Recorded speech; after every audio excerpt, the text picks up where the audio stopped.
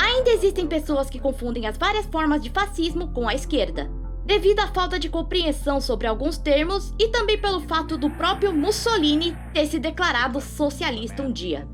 Mas para entender os governos de extrema-direita durante a Segunda Guerra Mundial, antes temos que entender o que foi o fascismo italiano e como Mussolini chegou ao poder.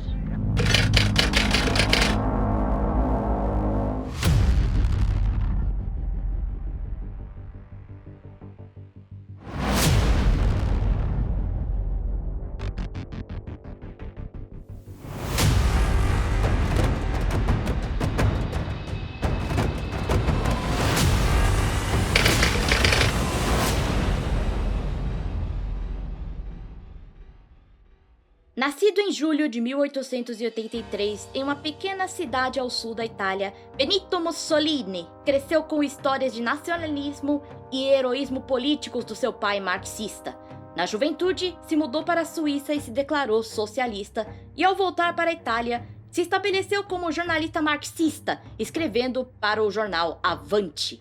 Durante a Primeira Guerra Mundial, Mussolini defendia que a Itália, naquela época neutra, deveria se juntar à guerra, que causou a sua expulsão do Partido Socialista, fazendo-o em resposta formar o próprio movimento político, Faces de Ação Revolucionária, e também o jornal Il Popolo d'Italia, tudo com o objetivo de encorajar a entrada da Itália na guerra, o que acabou acontecendo em 1915.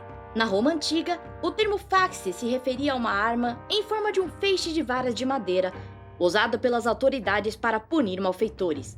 No século XIX, tal termo passou a ser usado para grupos políticos ligados por objetivos em comum.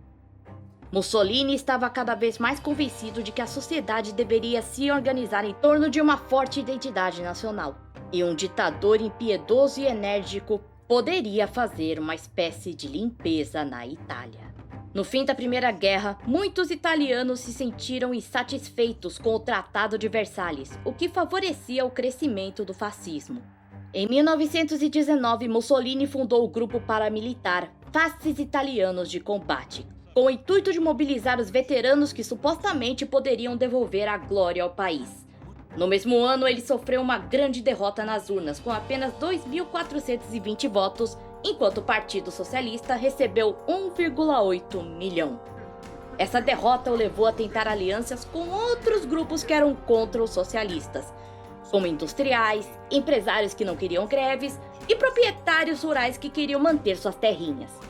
Esses poderosos aliados ajudariam Mussolini a financiar a ala paramilitar do fascismo, os Camisas Negras. O grupo rapidamente se tornou conhecido pelo uso da violência para ganhos políticos. 1920. Os Camisas Negras marchavam pela cidade exercendo violência contra líderes sindicalistas e tentando tomar o poder local. Mas o governo, que também não gostava dos marxistas, não fez nada para impedir. 1921. Mussolini ganhou um cargo no parlamento e foi convidado a fazer parte do governo de coalização do primeiro-ministro italiano Giovanni Giolitti, com a expectativa de Mussolini controlar os Camisas Negras. Ao final daquele ano, Mussolini transformou os Camisas Negras num partido político, o Partido Nacional Fascista, com 320 mil membros. Em 25 de outubro de 1922, Mussolini nomeou 4 líderes do partido para conduzir os membros à capital do país.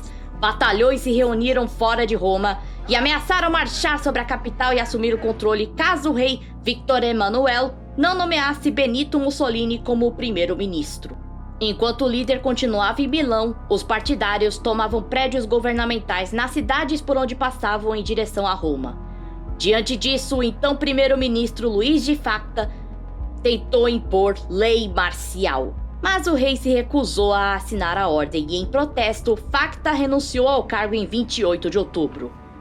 Em 30 de outubro, Mussolini se tornou primeiro-ministro e, em 3 anos, um ditador absoluto, deixando o rei Victor sem nenhum poder. E esse foi só o começo do fascismo italiano, que culminou com a morte de Mussolini em 27 de abril de 1945.